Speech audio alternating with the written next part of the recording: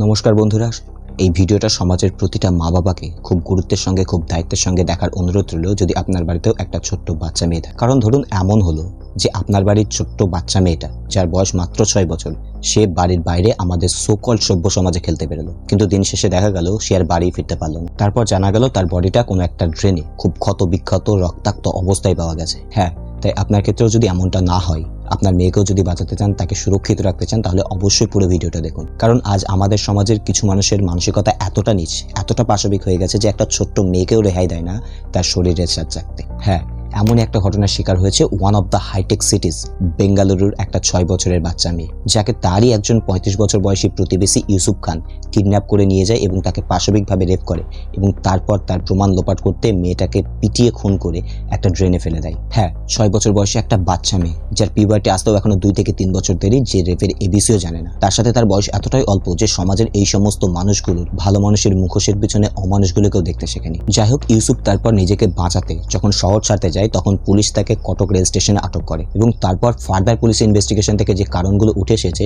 সেগুলো জানলে আপনি চমকে যাবেন। কারণ তার এই পাশবিক কর্মকাণ্ডের পিছনে যে কারণটা ছিল সেটা ছিল খুবই নগণ্য। মানে ইউসুফের সঙ্গে ভিকটিমের মায়ের সামান্য কিছু বিষয় নিয়ে ঝামেলা, যেগুলো আমাদের সাথে আমাদের প্রতিবেশীদের প্রতিদিনই হতেই থাকে, যেমন বাড়ির বাইরে নোংরা ফেলা বা জল আনতে গিয়ে ঝামেলা ইত্যাদি ইত্যাদি কিছু ঘরোয়া বিবাদ। তো আপনিও যদি এর শিকার না হতে চান, আপনার মেয়েকেও যদি এদের হাত থেকে রেহাই দিতে চান, তাহলে খুব বিশ্বাসের সাথে এই সমাজের হাতে আপনার মেয়েকে ছেড়ে দিয়েন না। কে বলতে পারে আপনার পাশেও কোনো অমানবিক অমানুষের বাস নেই? কারণ দেশের সরকার আইন তো বদলাতে পারবে, কিন্তু কি করে এই ধরনের যৌনাসক্ত পশুগুলোর মানসিকতাকে বদলাবে, যারা পশু হয়ে জন্ম নেয়, যারা মায়ের পেট থেকে তো অবশ্যই জন্ম নেয় কিন্তু সেই মাকেই সুরক্ষা দিতে জানে না, সেই মাকে সম্মান দিতে জানে না।